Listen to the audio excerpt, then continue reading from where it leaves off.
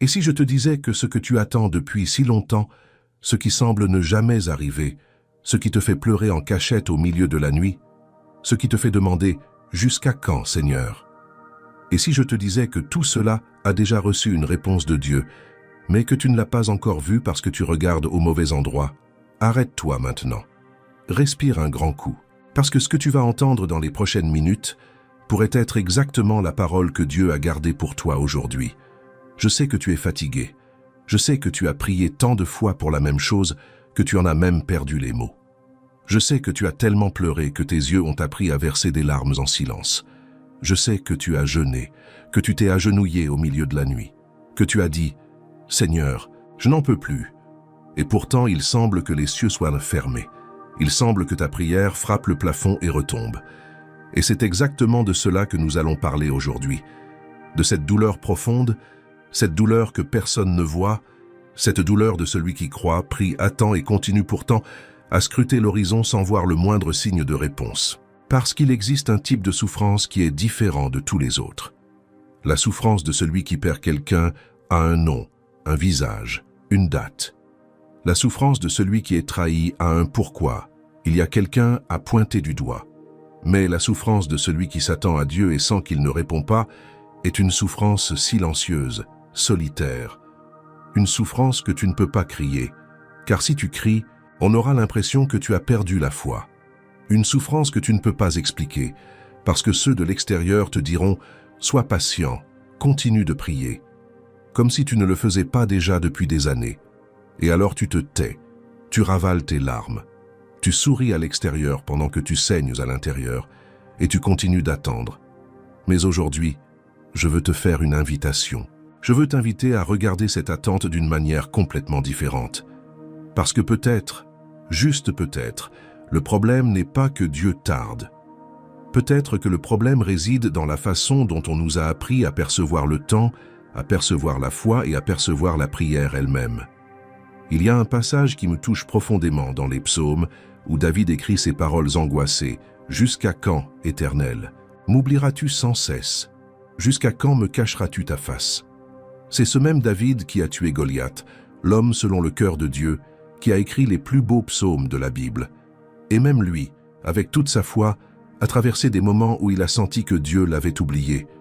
Alors, si tu te sens ainsi aujourd'hui, sache-le, tu n'es pas seul. De grands hommes et femmes de Dieu ont traversé exactement ce que tu traverses maintenant. Et s'ils ont traversé cela, tu le traverseras aussi. Mais pour traverser, tu dois comprendre une chose fondamentale. L'attente de Dieu n'est pas ce que tu penses. L'attente de Dieu n'est pas du temps perdu.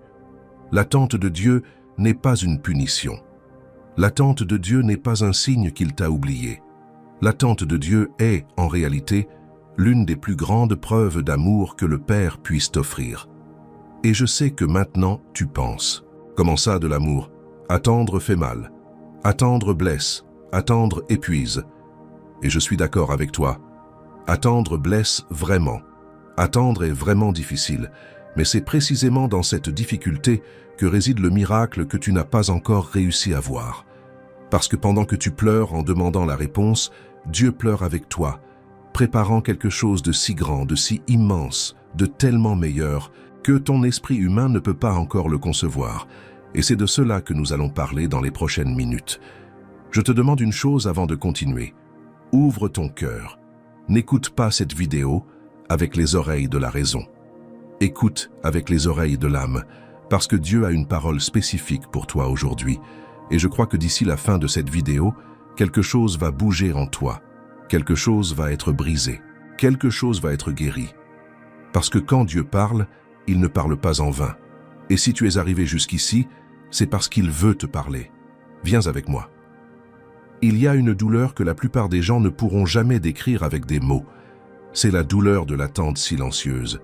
C'est cette douleur qui commence toute petite, presque imperceptible, quand tu fais une prière pleine de foi, en croyant que Dieu va répondre rapidement, que ce miracle va se produire en quelques jours, que cette porte va s'ouvrir la semaine prochaine.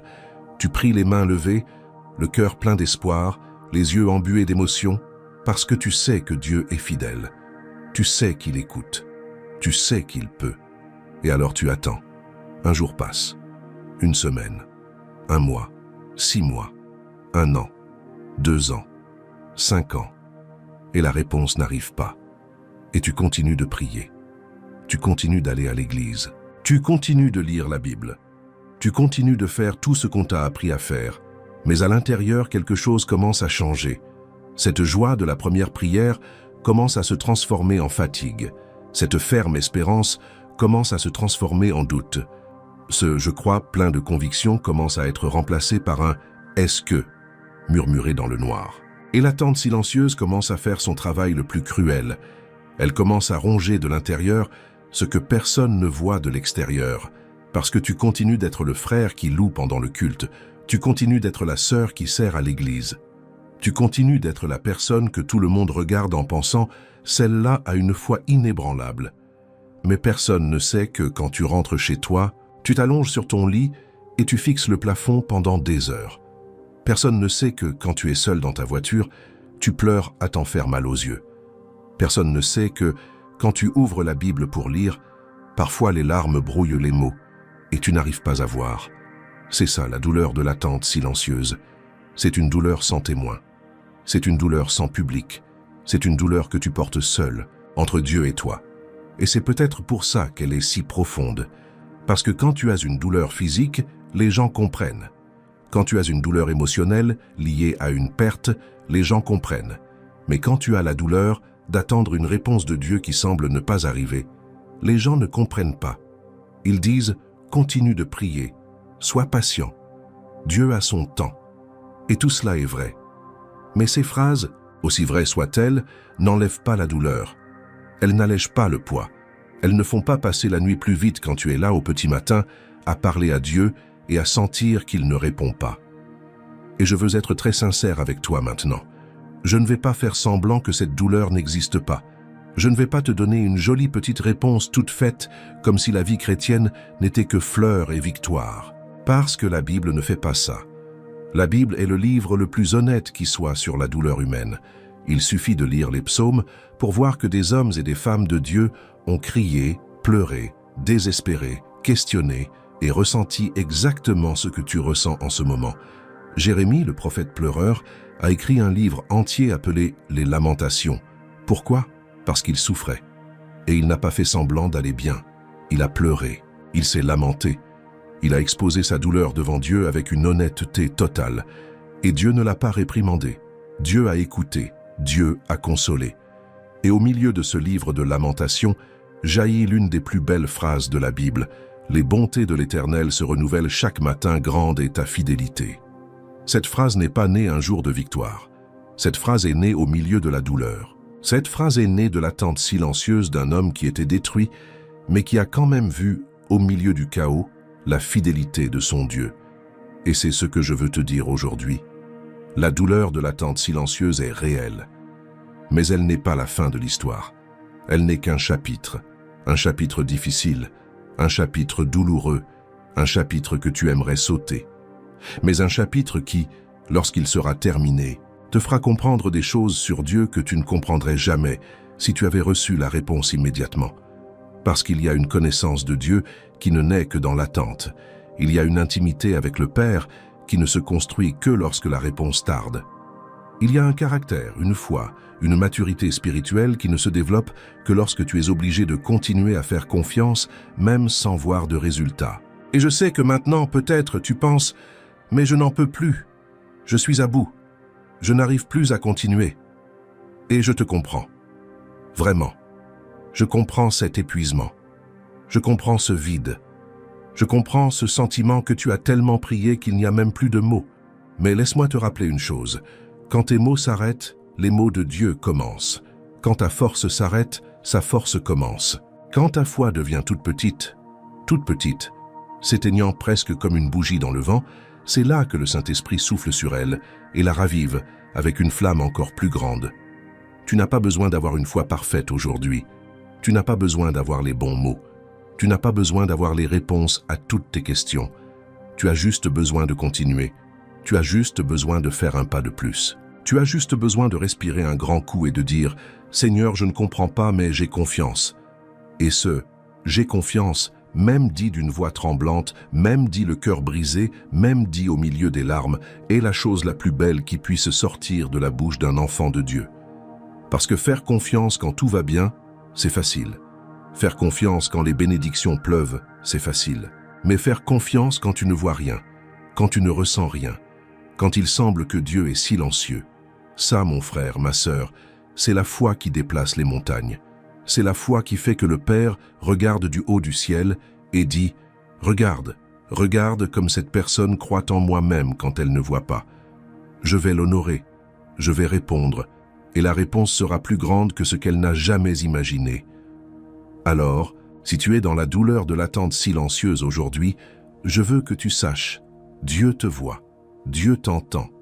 Dieu compte chacune de tes larmes, et aucune d'elles n'est perdue. Chaque larme que tu verses en silence est gardée par lui, comme un trésor. Parce que le Dieu que nous servons n'est pas un Dieu distant, il n'est pas un Dieu indifférent, il n'est pas un Dieu qui t'a tourné le dos. C'est un Dieu qui est si proche qu'il sent chaque battement de ton cœur. C'est un Dieu qui est si présent qu'il connaît chaque pensée qui traverse ton esprit. Et si en ce moment tu as le visage mouillé de larmes, sache qu'il est en train d'essuyer chacune d'elles, même si tu ne le sens pas.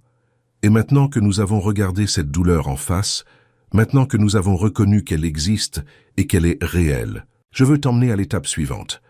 Parce que reconnaître la douleur est la première étape, mais comprendre ce qui se passe dans le cœur de celui qui attend est la deuxième. Et c'est là que nous allons commencer à découvrir certaines vérités qui peuvent complètement changer ta perspective sur tout cela. Quand l'attente se prolonge, quand les jours deviennent des mois et que les mois deviennent des années, quelque chose commence à se produire dans le cœur de celui qui attend. Une guerre commence, une guerre invisible, silencieuse, mais terriblement intense. D'un côté, il y a la foi qu'on t'a appris à avoir, la foi que tu as lue dans la Bible, la foi que tu as entendue dans les sermons. Cette foi te dit « Dieu est fidèle, Dieu va répondre, Dieu ne t'a pas abandonné, continue de croire ». De l'autre côté, il y a la raison qui regarde les faits, la raison qui voit le temps passer, la raison qui compte les jours, les mois, les années. Et cette raison commence à te murmurer des choses que tu ne veux pas entendre, mais qui insistent pour apparaître dans ton esprit, surtout quand tu es seul, quand tu es fatigué, quand tu es fragilisé. Et les questions commencent, des questions que tu as honte de poser à voix haute, des questions comme « Est-ce que Dieu m'a vraiment entendu ? Est-ce que j'ai un péché caché qui empêche la bénédiction ? Est-ce que je ne la mérite pas ? Est-ce que Dieu m'a oublié ? Est-ce que tout ça est vraiment vrai ? » Je veux que tu saches une chose, si ces questions ont traversé ton esprit, tu n'es pas un mauvais chrétien. Tu n'es pas quelqu'un avec peu de foi, tu es simplement un être humain. Et les êtres humains s'interrogent. Les êtres humains doutent. Les êtres humains trébuchent sur leurs propres pensées quand l'attente est trop longue. Même Jean-Baptiste, le plus grand prophète né d'une femme, selon les propres paroles de Jésus, a eu un moment de doute. Tu te souviens ? Jean était en prison. Il avait été arrêté pour avoir prêché la vérité. Il était dans une cellule, seul, sans savoir s'il sortirait vivant de là. Et ce même Jean qui, un jour, a pointé Jésus du doigt et déclaré « Voici l'agneau de Dieu qui ôte le péché du monde ». Ce même Jean a envoyé ses disciples demander à Jésus « Es-tu celui qui devait venir, ou devons-nous en attendre un autre ?» Regarde cette question. L'homme qui a baptisé Jésus, qui a vu le ciel s'ouvrir, qui a entendu la voix du Père déclarer « Celui-ci est mon Fils bien-aimé ». Ce même homme, dans la prison, dans la douleur, a douté. Et sais-tu ce que Jésus a fait? Il ne s'est pas offensé. Il ne l'a pas condamné. Il a simplement répondu avec tendresse, renvoyant les messagers pour dire que les miracles continuaient de se produire, que les aveugles voyaient, que les boiteux marchaient. Parce que Jésus comprend le cœur humain. Il comprend qu'il y a des moments où même la foi la plus forte vacille. Et dans ces moments-là, il ne nous abandonne pas. Il nous relève. Donc, si tu es dans ce moment de conflit interne, si tu es dans cette bataille à l'intérieur de ta poitrine, si tu as ces questions qui te dérangent la tête, sache que Jésus ne te condamne pas pour cela. Il te comprend. Et plus que te comprendre, il veut te rassurer aujourd'hui. Il veut te dire « Je suis celui qui devait venir. Je suis le Dieu qui répond. Je suis le Père qui n'oublie pas. Je suis là. Je ne t'ai jamais abandonné. Et même si tu doutes de moi, je ne t'abandonnerai pas. Mais laisse-moi te poser une question maintenant, une question sérieuse, une question qui pourrait te remuer. As-tu déjà pensé que, peut-être, ces questions qui sont dans ton cœur ne sont pas un signe de faiblesse, mais plutôt un signe que Dieu est en train de travailler quelque chose en toi? Parce que, vois-tu, une personne qui n'aime pas ne se pose pas de questions. Une personne qui ne s'en soucie pas ne doute pas. Une personne qui n'a pas une relation profonde avec Dieu ne souffre pas de son silence. Tu ne souffres que parce que tu aimes. Tu ne doutes que parce que tu crois. Tu ne t'interroges que parce que tu as une relation réelle avec le Père. Et cette relation réelle, cet amour véritable, cette foi authentique, c'est exactement ce que Dieu est en train d'approfondir en toi pendant cette attente. Tu penses que Dieu est loin, mais il est plus proche que jamais. Tu penses qu'il a oublié, mais il se souvient de chaque détail. Tu penses qu'il ne t'a pas entendu, mais il a entendu, il entend, et continue d'entendre chaque mot, chaque gémissement, chaque soupir. Le doute n'éloigne pas Dieu de toi. Sais-tu ce qui éloigne Dieu de toi? L'orgueil, l'indifférence, le cœur endurci qui ne cherche pas, ne demande pas, ne ressent pas de manque. Mais le doute naît de la douleur. La question naît de l'amour, l'interrogation naît d'un cœur qui aspire à Dieu. Cela n'éloigne pas, cela rapproche. Cela fait que le Père se penche encore plus sur toi, car il voit là un cœur vivant, un cœur qui s'en soucie encore, un cœur qui est en dialogue avec lui, même si ce dialogue est un cri angoissé. Si tu vis ce temps de recherche profonde, ce temps où les questions semblent plus fréquentes que les réponses, je veux te recommander quelque chose qui a aidé beaucoup de gens à marcher avec Dieu, précisément dans les moments où tout semble confus. C'est un guide de dévotion de 30 jours, un voyage quotidien de prière et de méditation sur la parole, conçu exactement pour ceux qui sont dans cette traversée de l'attente, du doute, du silence. Il se trouve dans le premier commentaire épinglé, juste en dessous de la vidéo. Jette-y un coup d'œil calmement à ton rythme, car parfois ce dont nous avons besoin, ce n'est pas d'une énième réponse toute faite, mais d'une main qui nous ramène au cœur du Père, un jour à la fois. Maintenant, laisse-moi te dire une chose que j'ai apprise au cours de ma marche avec Dieu. Il y a des jours où l'on se réveille fort, la foi en feu, avec la certitude que tout va bien se passer. Mais il y a d'autres jours où l'on se réveille brisé. Il y a des jours où l'on ouvre les yeux et l'on sent un poids sur la poitrine qui nous coupe même l'envie de nous lever.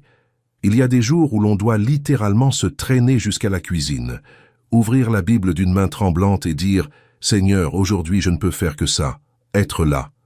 Je n'ai même pas la force de prier correctement, mais je suis venu. » Et sais-tu ce que j'ai appris? Dieu accepte ces deux types de jours, parce qu'il ne s'inquiète pas de tes performances, il s'inquiète de ta présence, il ne veut pas d'un spectacle de foi. Il veut ton cœur, même en morceaux, même plein de questions. Apporte-lui ce cœur, exactement comme il est, sans essayer de le réparer d'abord, sans essayer de cacher les blessures, parce que Dieu ne veut pas ta force, il veut ton abandon. Et dans cet abandon, dans cette remise totale, dans cette honnêteté douloureuse devant le Père, c'est là que la véritable transformation commence à se produire. Donc, si aujourd'hui ton cœur est divisé, si tes questions sont plus fortes que tes certitudes, si ta foi est toute petite comme un grain de sénévé, n'aie pas honte. Viens, viens tel que tu es, avec tes doutes sous le bras, avec tes blessures exposées, parce que le Père est là, les bras ouverts. Et dans cette étreinte, beaucoup de tes questions perdront de leur importance, non pas parce qu'elles auront reçu une réponse, mais parce que, dans ses bras, tu découvriras que tu n'as pas besoin de toutes les réponses, tu as seulement besoin de lui.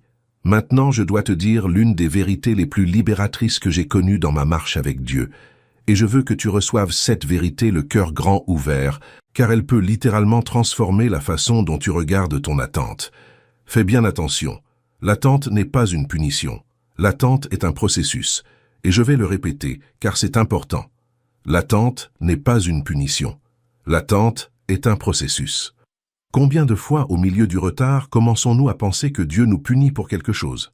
Combien de fois regardons-nous notre vie en pensant « Est-ce que j'ai fait quelque chose de mal? Est-ce que ce retard est dû à un péché que j'ai commis? Est-ce que Dieu me punit ?» Et nous commençons à fouiller dans le passé, en essayant de trouver la raison de la punition. Nous commençons à nous auto-flageller, à nous culpabiliser, à vivre dans l'ombre d'une culpabilité qui n'est même pas toujours réelle, parce que c'est ce que l'ennemi veut te faire. Il veut te convaincre que ton attente est une punition, que Dieu est en colère contre toi, que tu es indigne, que tu ne le mérites pas, que Dieu a les bras croisés, attendant que tu t'humilies suffisamment pour ensuite, peut-être, te donner ce que tu veux. Mais ça, mon frère, ma sœur, ce n'est pas le cœur de Dieu. Ça n'a rien à voir avec qui le Père est. Le Dieu que nous servons est un Père, et un Père ne punit pas ses enfants par le silence. Un Père ne fait pas la sourde oreille à ses enfants comme s'ils étaient mal élevés. Un Père qui aime, quand il ne donne pas immédiatement ce que son enfant demande, c'est parce qu'il regarde vers l'avenir, voyant des choses que l'enfant ne peut pas encore voir. Et c'est exactement ce que Dieu fait avec toi. L'attente n'est pas une punition. L'attente est un processus. Et qu'est-ce qu'un processus? Un processus est une transformation. Un processus est quelque chose qui se déroule par étapes, avec du temps, avec de la chaleur, avec de la pression, avec des ajustements. Pense à un arbre fruitier. Tu plantes la graine aujourd'hui. Tu l'arroses tous les jours. Tu en prends soin. Tu la fertilises. Tu la protèges. Et pourtant, pendant des mois, tu ne vois aucun fruit. La graine est là, sous la terre. Pour celui qui regarde de l'extérieur, on dirait qu'il ne se passe rien. On dirait que tu perds ton temps. Mais celui qui s'y connaît en plantation le sait. Pendant qu'il semble ne rien se passer à la surface, une révolution a lieu sous la terre. Des racines poussent, des racines profondes, des racines qui soutiendront l'arbre quand les vents violents arriveront, des racines qui iront chercher l'eau dans les profondeurs quand la sécheresse viendra. Si cette graine germait et devenait un arbre en une semaine, sans racines profondes, le moindre petit coup de vent la renverserait. Et c'est exactement ce que Dieu est en train de faire avec toi pendant l'attente. Il forme des racines de caractère, des racines de foi, des racines d'intimité avec lui, des racines qui te soutiendront quand la bénédiction arrivera. Parce qu'il y a une chose à laquelle peu de chrétiens s'arrêtent pour réfléchir. La bénédiction est tout aussi dangereuse que son absence, si tu n'y es pas préparé. Combien de personnes ont reçu ce qu'elles avaient tant demandé et se sont ensuite perdues? Combien ont prié pour un emploi, l'ont obtenu et se sont ensuite éloignés de Dieu parce que la routine les a engloutis? Combien ont prié pour un mariage et ont ensuite oublié celui qui a orchestré cette rencontre? Combien ont prié pour la prospérité et ensuite l'argent est devenu leur nouveau Dieu? Le problème n'était pas la bénédiction, c'était la préparation. Elles ont reçu avant d'être prêtes. Et Dieu, en bon Père, t'aime tellement qu'il ne permettra pas que cela t'arrive. Il préfère te faire attendre plutôt que de te remettre une bénédiction qui te détruira. L'attente n'est pas une punition.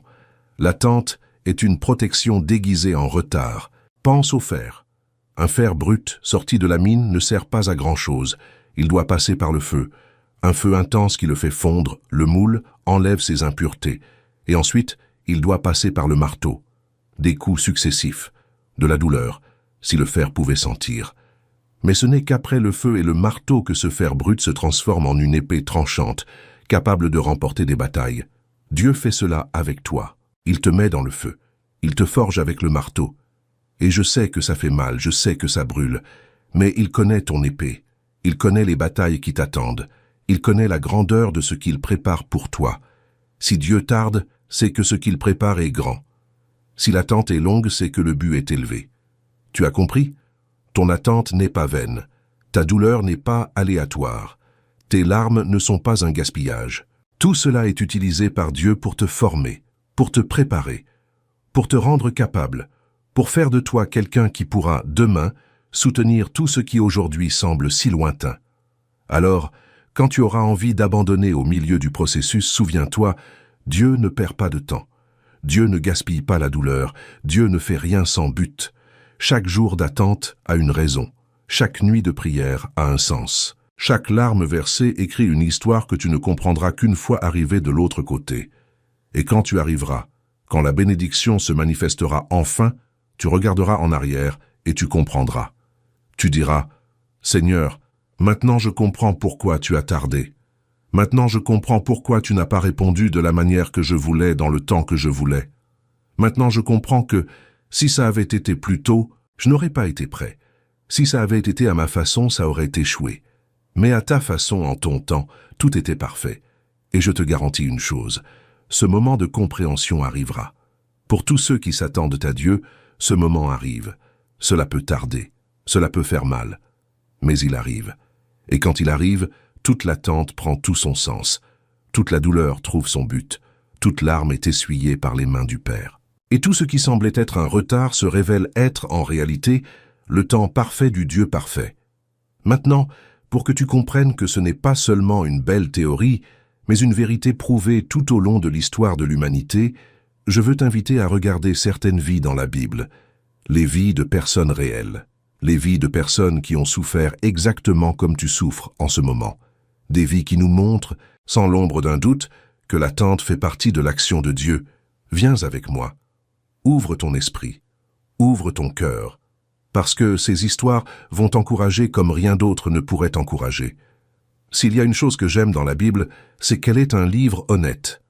Elle ne cache pas les luttes de ses personnages.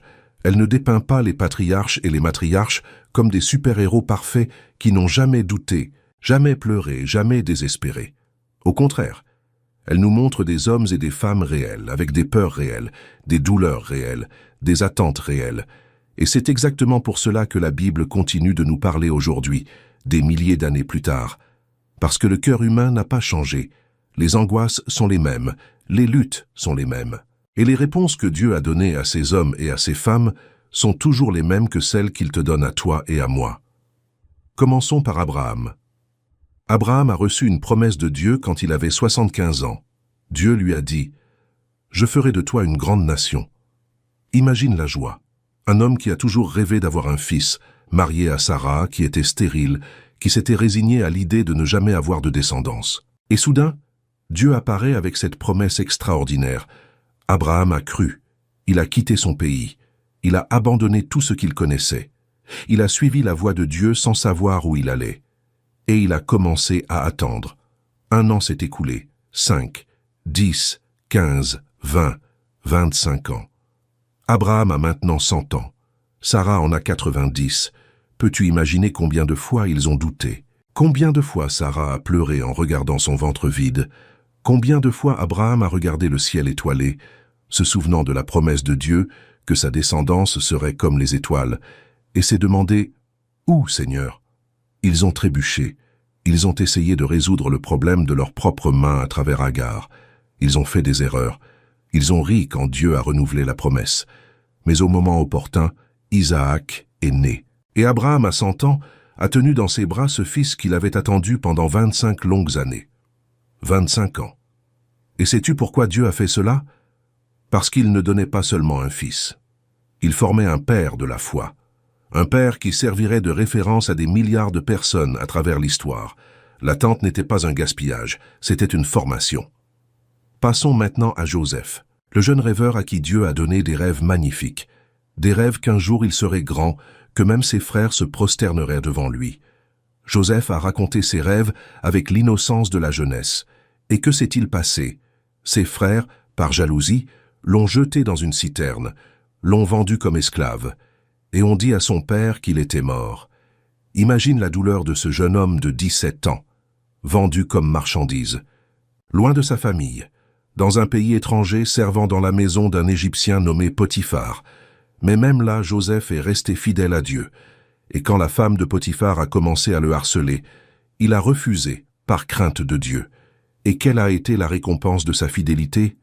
La prison. Il a été accusé injustement et jeté dans une prison égyptienne, et il y est resté des années d'injustice, des années d'oubli, des années où il s'est probablement demandé « Dieu, où sont ces rêves? J'ai été fidèle et regarde où je suis. » Joseph a attendu 13 ans entre les rêves et la réalisation des rêves. Mais au temps de Dieu, un pharaon a eu un rêve que personne ne pouvait interpréter. Et le nom de Joseph est revenu à la mémoire d'un homme qu'il avait oublié. Et en un seul jour, Joseph a été sorti de prison, présenté au pharaon, il a interprété le rêve et a été placé comme 2e dans la hiérarchie de toute l'Égypte. En un seul jour, 13 ans d'attente se sont transformés en toute une vie de dessein accompli. Et quand ses frères, qui l'avaient trahi, se sont finalement prosternés devant lui des années plus tard, Joseph ne s'est pas vengé. Il a dit, « Vous aviez médité de me faire du mal. Dieu l'a changé en bien. » Regarde la maturité de cet homme. Si Joseph avait été promu à 18 ans, il aurait été orgueilleux, amer, il se serait vengé. Mais après 13 ans de processus, il a émergé comme un homme sage, humble, plein du pardon de Dieu. L'attente a formé un sauveur. Allons vers David. Oint roi par Samuel alors qu'il n'était qu'un adolescent. Après l'onction, la chose normale aurait été que le lendemain, il soit conduit au palais, couronné, acclamé. Mais non, après l'onction, David est retourné dans les champs pour s'occuper des brebis de son père. Ensuite, il a atterri à la cour de Saül en tant que musicien. Ensuite, il a affronté Goliath et est devenu un héros. Et après cela, au lieu d'être couronné, il a passé des années à fuir Saül, qui voulait le tuer. Il a vécu dans des grottes. Il a dormi sur le sol. Il a été chassé comme un animal. Il a composé des psaumes entiers sur les refuges. Combien de temps s'est-il écoulé de l'onction au couronnement? Environ 15 ans. 15 ans pendant lesquels David a été façonné, mûri, où il a appris à faire confiance à Dieu dans les grottes. Il est passé du statut de petit berger naïf au plus grand roi qu'Israël ait jamais eu. L'attente a été l'école de David. Allons vers Anne, cette femme qui voulait tant avoir un enfant, qui allait chaque année au temple en priant, en pleurant, en suppliant, qui était humiliée par l'autre épouse de son mari, des années et des années de larmes, d'attente silencieuse, jusqu'à ce que Dieu réponde. Et le fils d'Anne ne fut pas n'importe quel fils, ce fut Samuel, le prophète qui oignit des rois. Si Anne avait eu un enfant dès le début de son mariage, cela aurait probablement été un enfant ordinaire. Mais parce qu'elle a attendu, parce qu'elle a crié à Dieu, parce qu'elle a enfanté ce fils après tant de douleurs, ce fils a été dédié à Dieu dès le ventre de sa mère et est devenu l'un des plus grands hommes de l'histoire biblique. Moïse a attendu 40 ans dans le désert avant de diriger le peuple de Dieu. Élie est passé par le désert et par la grotte avant d'avoir des expériences encore plus profondes. Même Jésus, notre Seigneur, a attendu 30 ans avant de commencer son ministère public. 3 décennies de silence avant 3 ans de ministère intense. Si même Jésus a dû attendre, qui sommes-nous pour penser que l'attente est quelque chose d'étranger au chemin de Dieu? L'attente est le chemin. Ça l'a toujours été. Et dans tous ces exemples, tu remarques une chose en commun. Personne n'est sorti de l'attente telle qu'il y était entré. Abraham en est sorti plus fort dans la foi. Joseph en est sorti plus mûr dans son caractère. David en est sorti mieux préparé pour gouverner. Anne en est sortie avec un fils qui a marqué l'histoire. Moïse en est sorti capable de diriger une nation entière. Élie en est sorti avec une intimité encore plus grande avec Dieu. Jésus en est sorti prêt à accomplir la plus grande mission de l'univers. L'attente transforme, l'attente forme, l'attente prépare, et elle te transformera toi aussi. Tu ne sortiras pas de cette attente telle que tu y es entré. Tu en sortiras plus fort, plus profond, plus mûr, plus rempli de Dieu. Et quand la réponse arrivera, tu sauras exactement quoi en faire, parce que la même main qui t'a fait attendre t'a aussi formé pour soutenir la bénédiction. Maintenant, après avoir vu la vie de tant de héros bibliques, je veux que tu comprennes l'une des choses les plus importantes concernant l'attente. Le temps de Dieu est complètement différent du temps humain. Et si tu ne comprends pas cela, tu souffriras toute ta vie en essayant d'insérer les réponses de Dieu dans ton emploi du temps serré. Viens avec moi sur ce point suivant. Nous, les humains, vivons dans une obsession du temps. Nous regardons la montre en permanence, nous comptons les minutes, nous marquons les jours sur le calendrier. Nous voulons tout pour hier. Nous plantons une graine aujourd'hui et nous nous impatientons si le fruit n'apparaît pas demain. Nous déposons une prière sur l'autel et si le lendemain la réponse n'est pas venue, nous commençons déjà à penser que Dieu n'a pas entendu. Nous sommes les enfants d'une génération qui s'est habituée à l'immédiateté. Nous voulons de la nourriture rapide, un Internet rapide, des livraisons rapides, des réponses rapides. Et nous apportons cette mentalité à l'intérieur de notre relation avec Dieu. Nous nous attendons à ce qu'il fonctionne comme une application de livraison. Mais Dieu, mon frère, ma sœur, Dieu n'est pas une application. Dieu n'est pas subordonné à nos délais. Dieu opère selon sa souveraineté parfaite. Il y a un passage qui dit « Devant le Seigneur, un jour est comme 1000 ans, et 1000 ans sont comme un jour. c'est profond. Imagine ce que cela signifie. Cela signifie que notre concept du temps ne s'applique pas à Dieu. Alors que pour nous un an est une éternité, pour Dieu ce n'est qu'un soupir. Alors que pour nous 10 ans d'attente sont un fardeau insupportable, pour Dieu c'est juste le temps nécessaire pour tout préparer. Nous vivons dans le temps chronos, qui est le temps de la montre, le temps qui passe minute après minute. Mais Dieu opère dans le temps kairos, qui est le temps de l'opportunité, le temps parfait, le bon moment. Et ces deux temps sont complètement différents. Et c'est pour cela que nous souffrons si souvent, parce que nous mesurons les actions de Dieu avec notre règle humaine. Nous exigeons de Dieu des réponses dans notre temps, alors qu'il travaille dans son temps. Et son temps est toujours meilleur. Toujours. Pense à une mère qui est enceinte. Si elle en avait le pouvoir, elle voudrait peut-être que le bébé naisse à 5 mois pour en finir vite avec l'attente. Mais si le bébé naissait à 5 mois, il ne survivrait pas. Le temps de la gestation est nécessaire pour que le bébé se forme complètement. Les organes doivent mûrir, les poumons doivent se développer. Chaque jour passé dans le ventre de la mère est crucial pour la survie hors du ventre. Imagine si la grossesse durait 2 mois, aucun bébé ne naîtrait vivant. L'attente, dans ce cas, est ce qui garantit la vie. Et il en va de même pour les promesses de Dieu. Il y a un temps de gestation pour chaque bénédiction. Et si elle naît avant l'heure, elle ne survivra pas. Elle mourra dans tes bras. C'est pourquoi Dieu attend. Il n'est pas en retard. Il est au bon moment. Notre problème, c'est que nous voulons sauter des chapitres de l'histoire. Nous voulons passer directement de la demande à la réponse, sans passer par le processus. Nous voulons passer directement du désert à la terre promise, sans traverser le chemin. Nous voulons passer directement de l'onction au couronnement, sans passer par les grottes. Mais la vie chrétienne ne fonctionne pas ainsi. Et elle ne fonctionne pas ainsi précisément parce que Dieu nous aime trop pour nous livrer la fin sans que nous soyons passés par le milieu. L'Ecclésiaste dit « Il y a un temps pour tout, un temps pour toute chose sous les cieux ». Regarde quelle belle phrase. Il y a un temps pour tout, un temps pour planter et un temps pour récolter, un temps pour pleurer et un temps pour rire, un temps pour la guerre et un temps pour la paix, un temps pour se taire et un temps pour parler, un temps pour attendre et un temps pour agir. Le problème, c'est quand nous voulons récolter au temps de planter, quand nous voulons rire au temps de pleurer, quand nous voulons agir au temps d'attendre. C'est briser l'ordre naturel que Dieu a établi. Et quand nous brisons cet ordre, la vie sort de ses gonds. Les fruits viennent verts, les décisions sont mauvaises, les relations commencent en boitant, les bénédictions deviennent des fardeaux. C'est pourquoi, mon bien-aimé, ma bien-aimée, je veux te demander une chose aujourd'hui. Arrête d'essayer d'accélérer le temps de Dieu. Arrête d'essayer de forcer des portes qu'il n'a pas encore ouvertes. Arrête d'essayer de faire arriver par tes propres forces ce qui ne peut arriver que par ses mains. Repose-toi. Aie confiance. Remets-lui tout. Le temps de Dieu est parfait. Cela peut te sembler étrange maintenant. Cela peut sembler injuste. Cela peut même sembler cruel. Mais quand tu regarderas en arrière, des années plus tard, tu réaliseras « Tout s'est passé au moment exact. Pas une seconde avant, pas une seconde après. Au moment exact où tu pouvais le supporter. Au moment exact où tout s'emboîterait.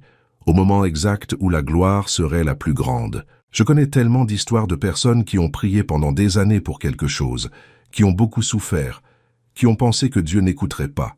Et quand la réponse est arrivée, elles ont regardé autour d'elles et ont compris. Si c'était venu plus tôt, je ne serais pas ici. Je ne serais pas avec cette personne. Je ne serais pas dans cette situation.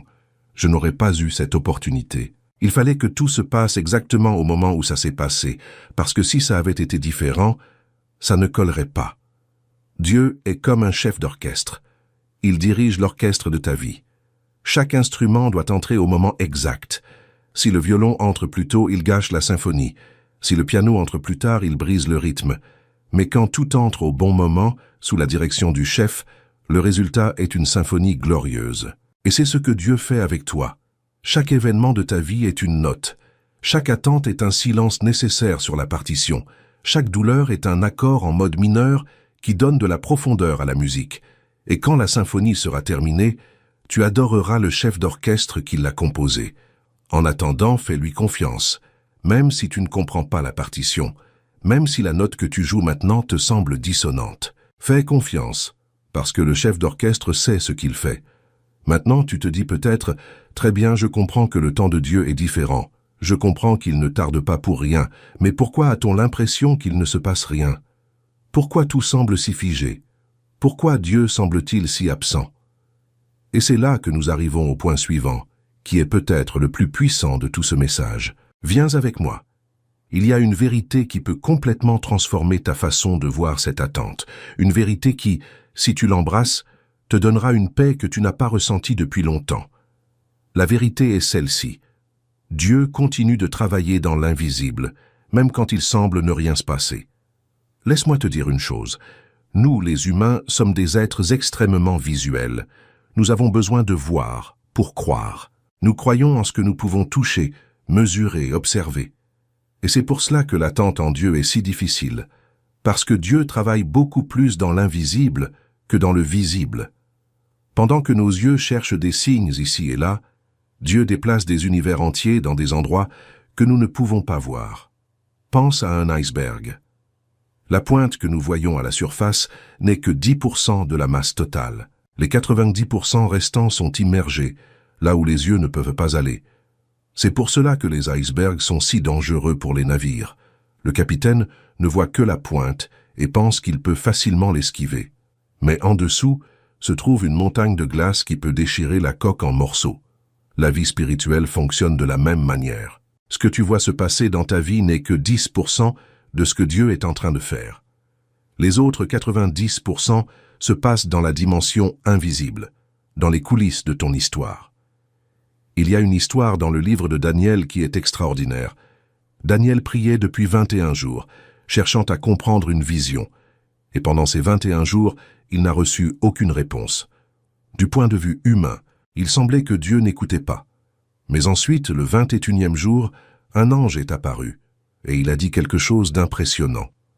Que dès le premier jour, dès la première prière, les paroles de Daniel avaient été entendues, mais qu'une bataille spirituelle s'était déroulée dans les cieux, et que c'était pour cela que la réponse avait tardé. 21 jours. Daniel priait sur la terre, et pendant 21 jours, des anges luttaient dans les cieux pour apporter la réponse. Pour Daniel, cela ressemblait à du silence. Mais de l'autre côté du voile, c'était une guerre. Combien de fois ta vie est-elle comme ça? Tu penses que Dieu est silencieux. Mais dans la dimension invisible, des anges se battent en ta faveur. Des pactes sont brisés. Des chaînes spirituelles sont défaites. Des héritages des générations passées sont annulés. Des chemins sont préparés dans des endroits que tu ne connais pas. Des personnes sont déplacées. Des cœurs sont brisés. Des portes sont synchronisées pour s'ouvrir exactement au moment où tu arriveras devant elles. Pendant ce temps, tu es là, dans ton quotidien, pensant qu'il ne se passe rien. Mais tout est en train de se passer. Tu ne peux simplement pas le voir. Et cela est l'une des plus grandes preuves de la bonté de Dieu. S'il nous montrait tout ce qu'il fait en coulisses, notre esprit ne le supporterait pas. Si nous voyions l'ampleur de la guerre spirituelle qui se déroule autour de chacune de nos prières, nous serions terrifiés. Si nous voyions le nombre d'anges et de démons impliqués dans chaque choix de notre vie, nous ne pourrions même plus marcher tant nous serions sous le choc. Alors Dieu, dans sa sagesse, nous cache la majeure partie du travail. Il nous demande seulement d'avoir confiance, de croire, d'attendre, de continuer à faire ce qui nous incombe pendant qu'il fait ce qui lui incombe.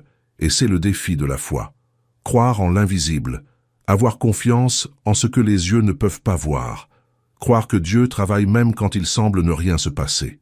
L'Épître aux Hébreux dit « Or la foi est une ferme assurance des choses qu'on espère, une démonstration de celles qu'on ne voit pas. » Regarde quelle belle définition. La foi est la conviction de ce qu'on ne voit pas. Autrement dit, la foi n'a pas besoin de voir pour croire. La foi croit d'abord et voit ensuite. La foi ne dépend pas de preuves visibles. La foi s'appuie sur la parole de Dieu. Si Dieu l'a dit, la foi y croit, même si aucun signe extérieur ne le prouve. Et c'est cette foi qui plaît au Père. C'est cette foi qui déplace les montagnes. C'est cette foi qui ouvre les mers. C'est cette foi qui te soutient dans les moments où tout semble être contre toi. Alors, la prochaine fois que tu regarderas ta vie en pensant « il ne se passe rien », arrête-toi, respire un grand coup et dis-toi « il se passe beaucoup de choses, je ne peux simplement pas le voir maintenant ». Mais Dieu est au travail. Il ne dort pas. il est en action tout le temps, faisant tout concourir en ma faveur. Et cette confession de foi commencera à changer ta perspective.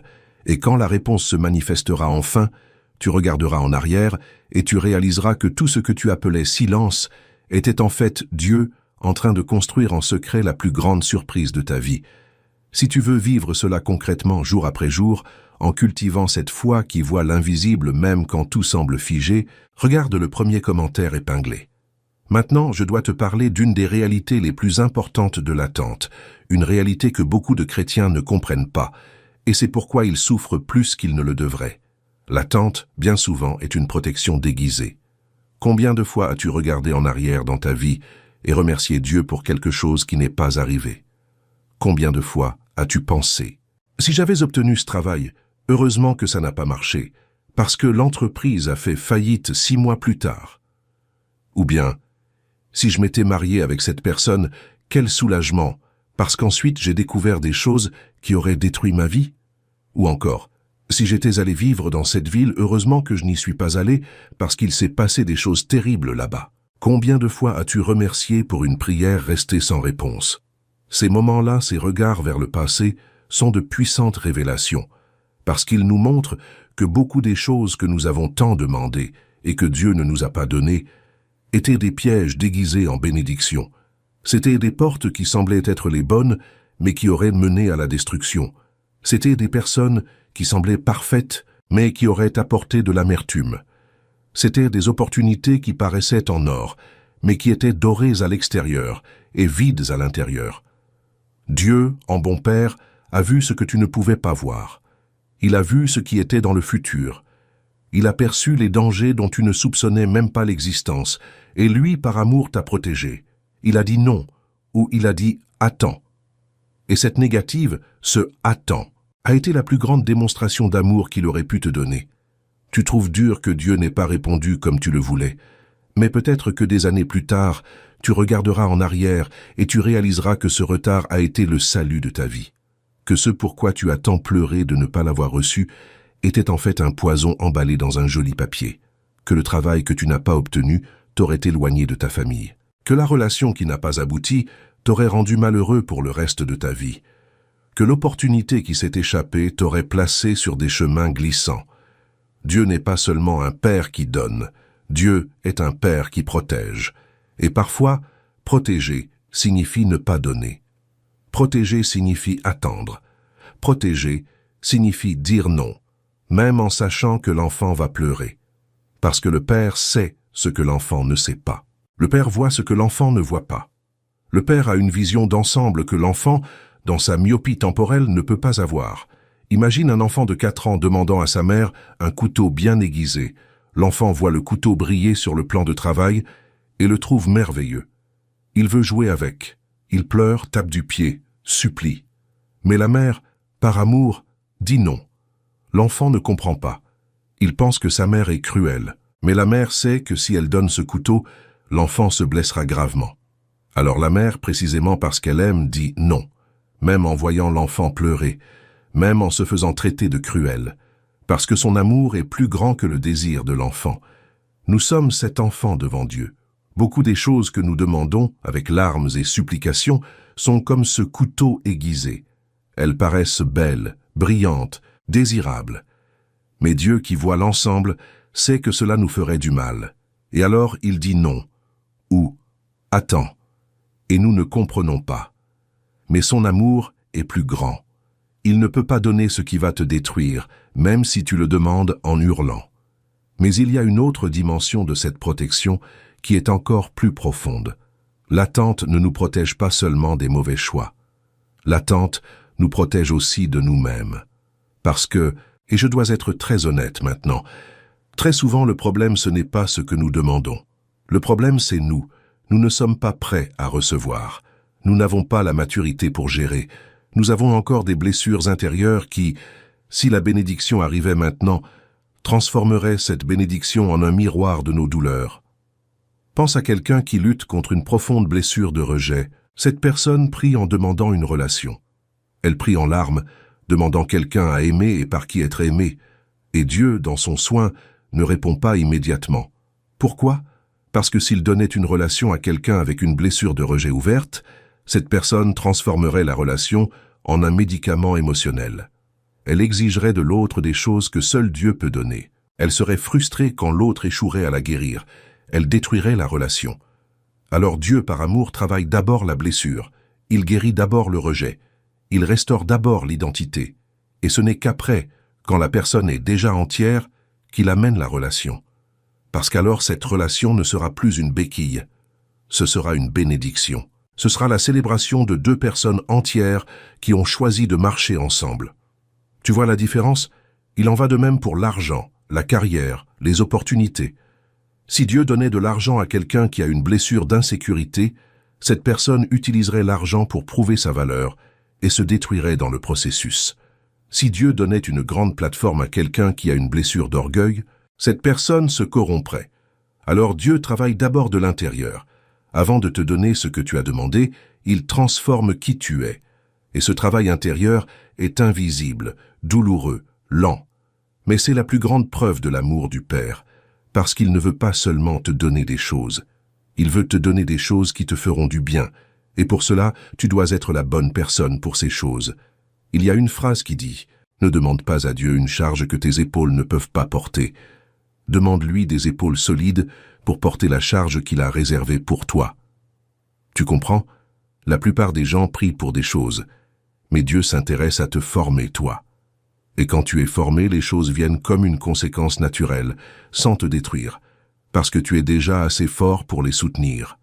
Alors, la prochaine fois que tu sentiras que Dieu tarde, au lieu de te plaindre, au lieu d'exiger, essaie de faire une prière différente. Essaie de dire « Seigneur, pendant que cette réponse n'arrive pas, transforme-moi, travaille en moi, guéris en moi ce qui a besoin d'être guéri, fortifie en moi ce qui a besoin d'être fortifié, enlève de moi ce qui ne peut pas aller avec moi au niveau supérieur. Fais de moi la personne qui peut recevoir ce que tu veux me remettre. » Et je te le garantis, cette prière change tout. Parce que quand tu commences à te préoccuper davantage de qui tu deviens que de quand tu vas recevoir, tu commences à collaborer avec Dieu dans le processus. Tu cesses d'être un obstacle et tu deviens un partenaire. Et les choses commencent à couler d'une manière complètement différente. Dieu ne fait pas un miracle seulement pour résoudre un problème. Il fait un miracle pour révéler sa gloire et pour former son enfant. Le problème est secondaire. Ce qui compte vraiment, c'est qui tu deviens au cours de ce processus. Et cela, mon ami, c'est la plus grande œuvre de l'attente. Dans le premier commentaire épinglé, j'ai laissé quelque chose qui peut t'aider dans ce cheminement de transformation intérieure. Maintenant, je veux te parler de quelque chose qui est très profond, de la relation entre l'attente et la foi, parce qu'il existe deux types de foi, la foi de celui qui a reçu et la foi de celui qui attend encore. La foi de celui qui a reçu est une foi célébrée, chantée, proclamée dans les témoignages. C'est la foi qui émeut, qui inspire, et elle est authentique. Mais elle est facile, parce qu'il est beaucoup plus facile de croire en Dieu après l'avoir vu agir. Par contre, la foi de celui qui attend encore, c'est autre chose. C'est la foi silencieuse, la foi qui n'a pas encore de témoignage, la foi que personne n'applaudit, la foi qui est souvent interprétée comme de l'entêtement. Mais c'est cette foi-là, la foi de celui qui continue de croire même sans voir, qui plaît profondément au cœur de Dieu. L'Épître aux Hébreux dit que sans la foi, il est impossible de plaire à Dieu. C'est la foi qui croit sans voir, la foi qui demeure au milieu du silence, la foi qui continue de lever les mains quand les autres les ont déjà baissées. Il y a une différence entre croire en Dieu et faire confiance à Dieu. Croire, c'est dire « je sais qu'il existe, je sais qu'il peut, je sais qu'il est puissant ». Faire confiance, c'est dire « je sais qu'il est bon envers moi, je sais qu'il a un plan pour moi, je sais que ce qu'il fait en ce moment, même si je ne le comprends pas, c'est ce qu'il y a de meilleur ». Tu peux croire et ne pas faire confiance. Le diable croit en Dieu. Les démons savent qui est Dieu. Ils n'ont aucun doute sur l'existence de Dieu, mais ils ne lui font pas confiance. Ils ne s'abandonnent pas. Ils ne se reposent pas. La foi qui sauve, la foi qui transforme, ce n'est pas seulement croire. C'est faire confiance. Et la confiance ne se construit qu'avec le temps. Dans le temps de l'attente, dans la traversée du désert, dans les moments où tu aurais pu abandonner, mais où tu as choisi de continuer. Tu connais ce mari qui aime sa femme depuis 40 ans. Cet amour n'est pas né le jour du mariage. Il a grandi tout au long de 40 années de défis, de maladies surmontées ensemble, d'enfants élevés ensemble, de larmes partagées, de rires, de disputes et de réconciliations. Le jour du mariage, ils s'aimaient, oui, mais cet amour était un bébé amour. 40 ans plus tard, cet amour est mûr, profond, inébranlable. C'est un amour qui résiste à tout, parce qu'il a déjà traversé tout. Et la foi, c'est pareil.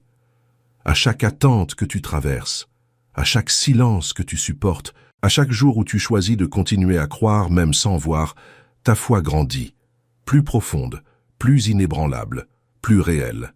Et un jour, tu regarderas en arrière et tu réaliseras « Aujourd'hui, je ne suis pas la même personne qu'avant. Aujourd'hui, ma foi est différente. » Et tu réaliseras que c'est là le plus grand fruit de l'attente. Plus que la bénédiction elle-même, le plus grand fruit, c'est la foi que tu es en train de construire. Parce que les bénédictions sont temporaires, les biens matériels passent, mais la foi, une fois construite, reste pour toujours. C'est ton trésor éternel, et Dieu le sait. C'est pourquoi, pendant que tu pleures pour la bénédiction, il sourit de la foi qui se forme en toi. Pendant que tu souffres pour la réponse qui ne vient pas, il se réjouit de la confiance qui prend racine dans ton âme. Cela peut paraître froid, cela peut paraître injuste, mais c'est la perspective éternelle. Dieu ne se concentre pas sur aujourd'hui. Il se concentre sur l'éternité. Et il sait que la foi que tu construis maintenant te servira non seulement dans cette vie, mais pour toute l'éternité. C'est pourquoi n'abandonne pas. Ne permets pas à la fatigue de te faire abandonner cette foi qui est forgée en toi. Souviens-toi, les métaux précieux ne deviennent précieux qu'après être passés par le feu. L'or est purifié dans la chaleur. Le diamant est formé sous une pression intense. Ta foi est en train d'être purifiée. Elle est en train d'être formée. Et quand elle sortira de l'autre côté, elle brillera. Elle sera inébranlable. Elle sera ton plus grand témoignage. Il y a des personnes qui croient en Dieu jusqu'à ce que l'attente commence. Et quand elle commence, elles abandonnent. Elles disent « ça ne vaut pas la peine ». Elles disent « Dieu ne m'écoute pas ». Elles disent « il vaut mieux que je règle ça par mes propres moyens ». Et elles abandonnent la foi. Et ces personnes, elles perdent bien plus que la bénédiction. Elles perdent l'opportunité de développer la foi la plus profonde de leur vie.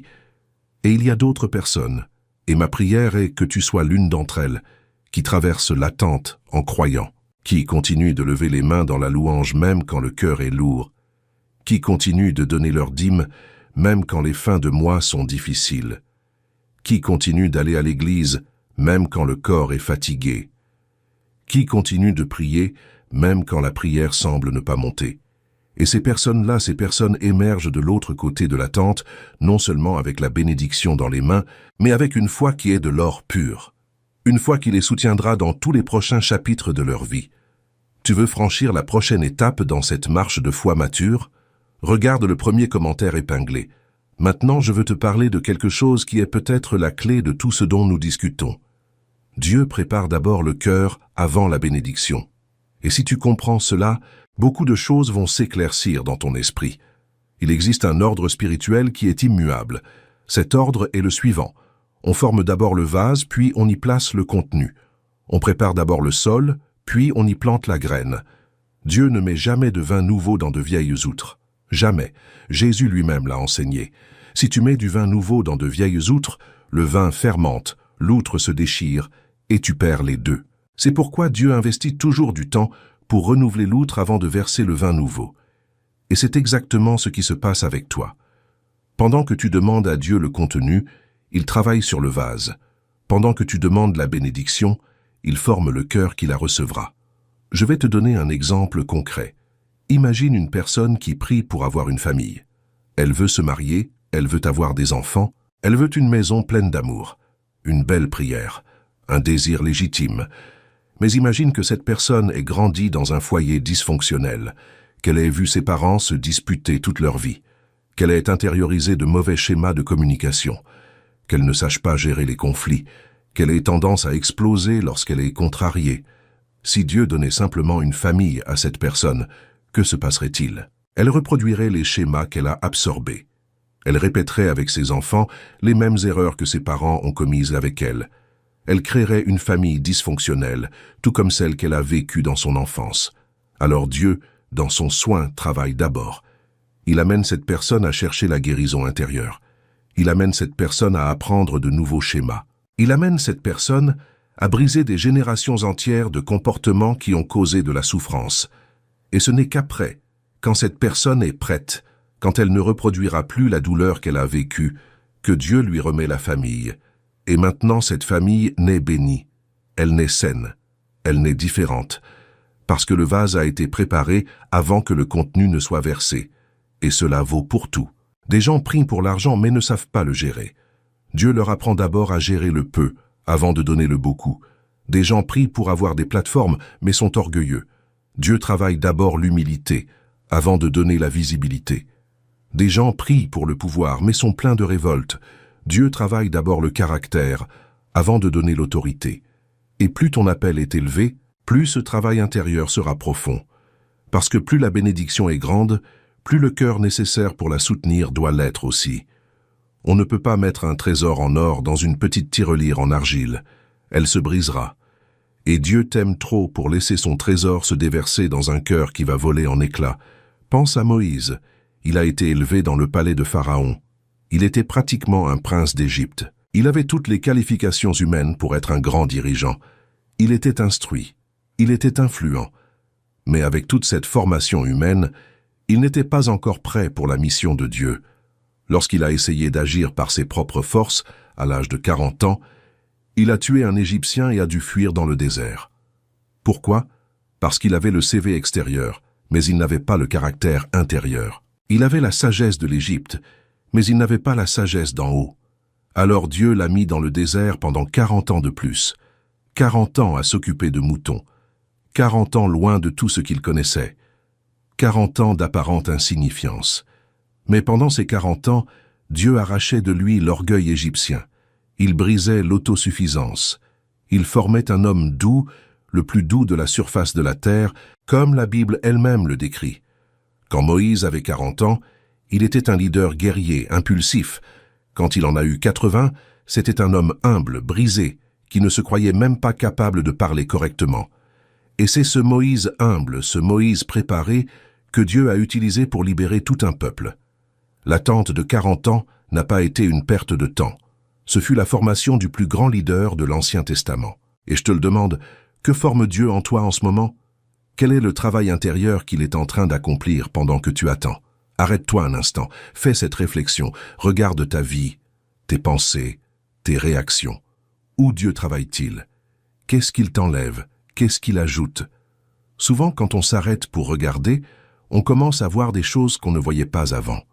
On commence à réaliser que, ces derniers mois, notre patience a augmenté, que nos réactions sont différentes, que notre perspective a changé, que des choses qui nous faisaient sortir de nos gonds autrefois ne le font plus, que des personnes qui nous irritaient autrefois éveillent maintenant de la compassion en nous, que des peurs qui dominaient autrefois notre vie n'ont plus le même pouvoir.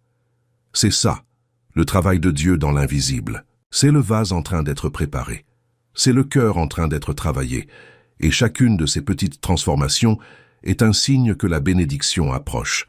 Parce que Dieu ne forme pas le caractère pour rien.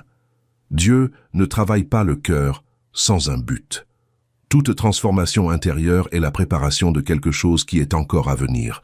Si Dieu t'enlève ton anxiété, c'est que tu auras besoin de paix pour soutenir ce qu'il va te donner. Si Dieu travaille ton humilité, c'est que tu auras de la visibilité. Si Dieu t'enlève ta peur, c'est que tu auras besoin de courage pour la nouvelle étape. Observe, remarque, coopère. Et pendant que tu te transformes, garde les yeux fixés sur Jésus. Ne regarde pas le retard apparent. Regarde l'œuvre invisible. Ne regarde pas le temps qui est passé. Regarde à quel point tu as changé. Parce que si tu as changé, si tu es en train d'être formé, si ton vase est en train d'être préparé, la bénédiction n'est qu'une question de temps. Et toi, quand elle arrivera, tu seras prêt. Prêt à la soutenir. Prêt à l'administrer. prête à utiliser tout cela pour la gloire de Dieu. Maintenant, peut-être qu'une question plus profonde te frappe, une question que beaucoup de gens se posent, mais ont peur d'exprimer. Et c'est de cette question que nous allons parler maintenant. Pourquoi Dieu se tait-il? Pourquoi ne parle-t-il pas? Pourquoi ne répond-il pas? C'est l'une des plus anciennes questions de l'humanité, et nous allons essayer de la comprendre ensemble. Je dois te dire une chose que j'ai mis des années à comprendre dans ma propre marche. Le silence de Dieu n'est pas une absence. Le silence de Dieu est une présence profonde. Et cette phrase, si tu la médites, peut te libérer de beaucoup de douleurs. Nous avons été enseignés culturellement à associer le silence à l'indifférence. Quand quelqu'un ne nous répond pas, nous pensons que cette personne ne se soucie pas de nous. Quand quelqu'un ne parle pas, nous pensons qu'il est en colère ou désintéressé ou déconnecté. Nous transposons ce modèle humain à notre relation avec Dieu. Quand il se tait, nous pensons qu'il est en colère, ou désintéressé ou déconnecté de nous. Mais le silence de Dieu fonctionne d'une manière complètement différente du silence humain. Je vais te donner un exemple. Pense à une relation profonde. Ce couple marié depuis 30 ans. Ils sont dans le salon de la maison, l'un lit un livre, l'autre fait de la broderie. Ils restent des heures ainsi, dans un silence total. Mais si tu les regardes, tu verras que ce silence est plein de connexion, plein d'intimité, plein de présence. Ils n'ont pas besoin de parler. La présence de l'autre suffit. Le silence, là, n'est pas une absence. Le silence est la forme la plus absolue de communion. Pense maintenant à un premier rendez-vous.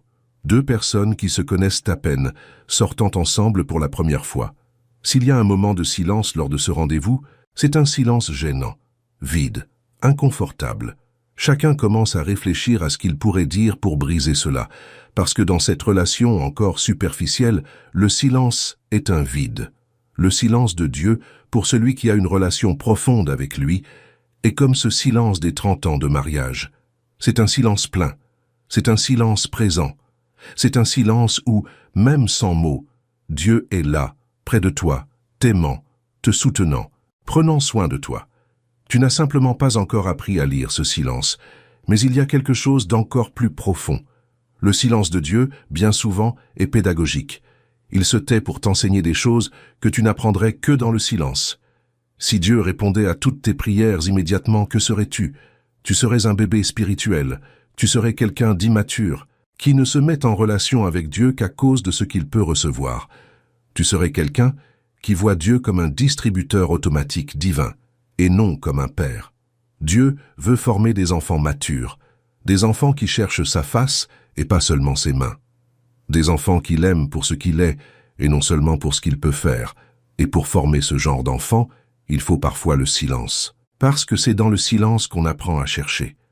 C'est dans le silence qu'on apprend à persévérer. C'est dans le silence qu'on apprend à aimer Dieu pour ce qu'il est. Parfois, le silence est le plus grand cadeau qu'un père puisse faire à son fils. Parce que c'est dans ce silence que l'enfant apprend à marcher de ses propres jambes. C'est dans ce silence qu'il découvre qui il est. C'est dans ce silence qu'il devient un homme ou une femme. Il y a un autre aspect de ce silence qui est très important. Bien souvent, Dieu se tait parce qu'il a déjà dit tout ce qu'il avait à dire. Il a déjà parlé. Il a déjà écrit dans sa parole tout ce que tu as besoin de savoir sur cette situation. Maintenant, il se tait parce qu'il veut voir si tu vas marcher selon ce qu'il a déjà révélé. Combien de fois prions-nous pour avoir la sagesse de résoudre un conflit, alors que Jésus nous a déjà dit comment résoudre les conflits dans le sermon sur la montagne? Combien de fois prions-nous pour demander de la force, alors qu'il nous a déjà donné la promesse « Ma grâce te suffit ». Combien de fois prions-nous pour demander la paix, alors qu'il nous a déjà enseigné la paix qui surpasse toute intelligence? Dieu ne se répète pas, il parle, et ensuite il se tait, attendant que nous vivions ce qu'il a dit. Et dans ce silence, la foi est mise à l'épreuve.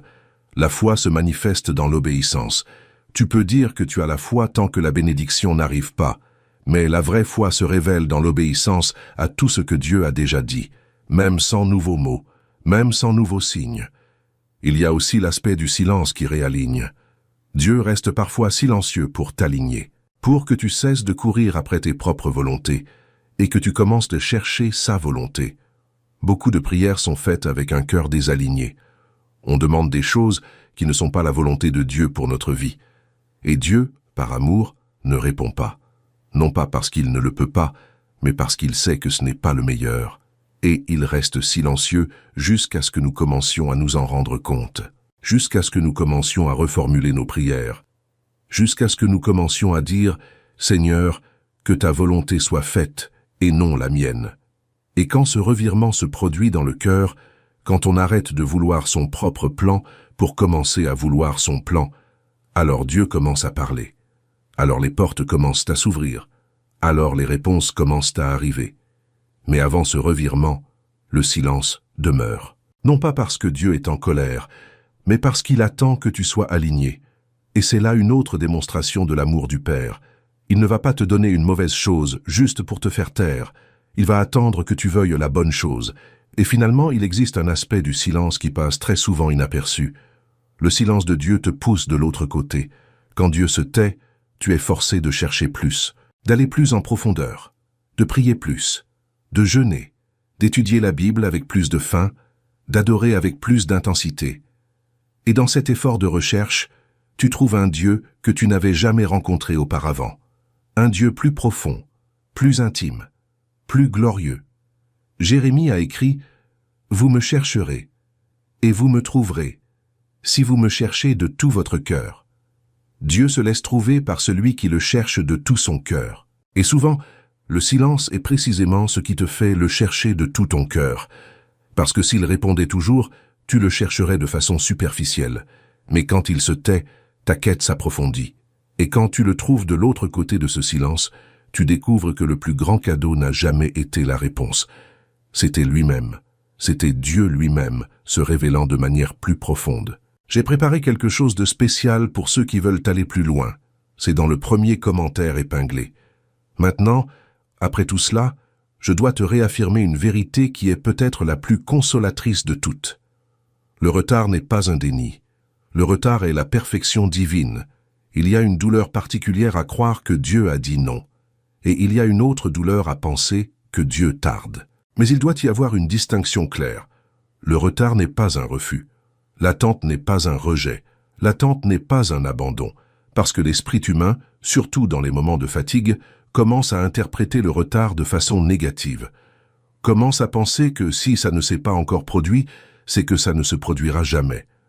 Commence à dramatiser le silence.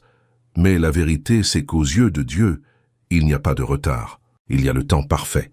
Et tout ce qu'il fait, il le fait dans le temps parfait. Je veux te rappeler une histoire, l'histoire de Lazare. Lazare était malade, gravement malade. Ses sœurs, Marthe et Marie, ont envoyé chercher Jésus. Elles savaient qu'il pouvait le guérir. Mais quand le message est arrivé, qu'a fait Jésus? Il est resté où il était pendant 2 jours de plus, délibérément. Il a retardé le voyage. Peux-tu imaginer la douleur de ses sœurs pendant ces 2 jours? Elles priant, attendant que Jésus arrive, pendant que leur frère empirait. Elles criant au fond d'elles-mêmes, « Seigneur, viens vite !» pendant que Jésus, pour des raisons qu'elles ne comprenaient pas, tardait. Et Lazare est mort. Le pire est arrivé. Quand Jésus est finalement arrivé, Lazare était déjà dans le tombeau depuis 4 jours. Les 2 sœurs ont accueilli Jésus avec cette phrase chargée de douleur. « Seigneur, si tu eusses été ici, mon frère ne serait pas mort. » C'est la douleur de celui qui a attendu et qui a été frustré. C'est la même douleur que tu ressens peut-être en ce moment, en pensant que Dieu est arrivé trop tard dans ta situation. Mais Jésus n'est pas arrivé tard. Il est arrivé au moment exact. S'il était arrivé avant la mort, il aurait fait une guérison de plus. Juste une de plus parmi tant d'autres. Mais parce qu'il a laissé Lazare mourir, parce qu'il s'est permis d'arriver après 4 jours dans le tombeau, quand le corps était déjà en décomposition, il a pu faire l'impensable. Il a ressuscité un mort. Et cette manifestation du pouvoir de Dieu sur la mort elle-même fut ce qui prépara les cœurs à comprendre qui il était. Ce fut le prélude à sa propre résurrection. Si Jésus était arrivé selon le temps des sœurs, cela n'aurait été qu'une guérison. Parce qu'il est arrivé dans le temps du Père, ce fut une résurrection qui a ébranlé l'histoire. Le retard apparent était, en réalité, le temps parfait pour une manifestation plus grande. Et combien de fois cela nous arrive-t-il? Combien de fois pensons-nous que Dieu est en retard et découvrons-nous ensuite qu'il est arrivé au moment le plus parfait possible? Combien de fois demandons-nous une petite chose, et Dieu, en tardant, nous donne quelque chose de bien plus grand que ce que nous imaginions, parce que Dieu ne veut pas te donner le minimum. Dieu veut te donner le maximum. Mais le maximum a besoin de temps pour être préparé.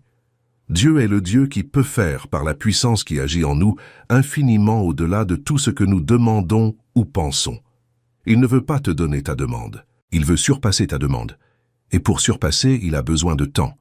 Pense à une mère qui prépare une fête surprise pour son enfant. L'enfant demande un cadeau, n'importe quoi, et attend. La mère pourrait lui donner le petit cadeau tout de suite, mais elle veut faire une fête. Elle veut inviter tous les amis. Elle veut préparer une surprise inoubliable. Et pour cela, elle a besoin de temps. Pendant qu'elle prépare, l'enfant attend. Et si l'enfant est immature, il va commencer à se plaindre. Pourquoi maman met-elle tant de temps? Il ne sait pas qu'elle prépare quelque chose de bien plus grand que ce qu'il a demandé. Et quand arrive enfin le jour de la fête, quand il entre dans le salon et voit tous ses amis, les ballons, le gâteau, les cadeaux partout, il comprend. Il comprend que sa mère n'était pas en retard. Elle préparait la plus grande célébration de sa vie. Dieu te prépare une fête qui va dépasser tout ce que tu as demandé. Et pendant qu'il prépare, tu attends. Ne vois pas cette attente comme un abandon. Vois-la comme la promesse d'une joie qui est à venir. Car celui qui promet est fidèle, et sa fidélité n'a jamais failli. Elle ne faillira pas avec toi. Il y a une phrase dans les Écritures qui devrait être tatouée sur le cœur de chaque personne qui s'attend à Dieu. Elle dit « Le Seigneur ne tarde pas dans l'accomplissement de la promesse, comme quelques-uns le croient. » Regarde ces paroles puissantes. Dieu ne tarde pas, même si certains pensent qu'il tarde. Le retard se trouve dans la perception de celui qui attend, et non dans l'action de celui qui promet. Dieu n'est jamais en retard. Il est toujours exactement à l'heure. Remets ton emploi du temps entre les mains du Père. Arrête de regarder la montre. Arrête d'exiger de Dieu des délais qu'il n'a pas promis. Fais-lui simplement confiance. Aie confiance que celui qui promet accomplit au temps parfait, de manière parfaite. Et maintenant, après tout ce chemin, après avoir plongé dans ces vérités si profondes, je veux clore cette conversation avec toi par une parole qui est plus qu'un enseignement. C'est un appel. Un appel que je lance au nom du Père qui t'aime. Un appel à la confiance et au repos. Je veux que tu imagines un petit enfant. Un enfant de 3 ans fatigué par toute une journée à jouer. Il est dans les bras de son père. Le père marche avec lui dans la nuit, après une fête. L'enfant a les yeux lourds, prêt à s'endormir. Il ne s'inquiète pas du chemin. Il ne s'inquiète pas de la clé de la maison, des factures, des dangers de la route. Il est simplement dans les bras de son père. Et il dort. Il dort en confiance. Il dort en paix, parce que son père est avec lui. C'est cette image que je veux laisser dans ton cœur, parce que c'est là l'invitation que le Père te fait aujourd'hui. Dors dans mes bras. Repose-toi. Arrête d'essayer de contrôler ce qu'il ne t'appartient pas de contrôler. Arrête d'essayer de porter le poids du monde sur tes épaules. Tu n'as pas été créé pour ça. Tu as été créé pour être un enfant. Et un véritable enfant se repose dans les bras de son Père. L'Évangile est le plus bel appel au repos. Jésus a dit « Venez à moi, vous tous qui êtes fatigués et chargés, et je vous donnerai du repos. » Tu es fatigué? Viens. Tu es chargé? Viens. Tu n'en peux plus d'attendre? Viens. Laisse ses bras te soutenir. Laisse son cœur battre près du tien. Laisse sa présence t'envelopper comme une couverture chaude par une nuit froide. Parce que la vie chrétienne n'a pas été conçue pour être un fardeau. Elle a été conçue pour être un repos. Un repos actif, oui, où nous marchons, nous travaillons, nous servons. Mais un repos dans la confiance que Dieu est aux commandes, que tout va bien se passer. Que le Père qui n'a jamais failli ne va pas commencer à faillir maintenant juste avec toi. J'ai appris une chose au fil des ans. La plupart de nos angoisses proviennent de l'illusion que nous contrôlons quelque chose. Nous nous angoissons parce que nous pensons que si nous nous inquiétons suffisamment, si nous faisons assez d'efforts, nous pourrons manipuler le dénouement de notre histoire. Mais la vérité, c'est que nous ne contrôlons presque rien. Nous ne contrôlons pas demain. Nous ne contrôlons pas le cœur des gens. Nous ne contrôlons pas les circonstances du monde. Nous ne contrôlons même pas notre propre respiration, qui continue par grâce divine pendant que tu écoutes cette vidéo. Celui qui contrôle, c'est Dieu. Et il contrôle avec perfection. avec sagesse, avec amour. Alors, pourquoi nous angoisser? Pourquoi essayer de prendre sa place? Le repos commence au moment où tu reconnais « Je ne suis pas aux commandes ». Dieu l'est. Et il est bon. Et il m'aime. Et il a un plan. Et ce plan est bon. Même si pour l'instant je ne vois pas. Même si pour l'instant je ne ressens pas, j'ai confiance.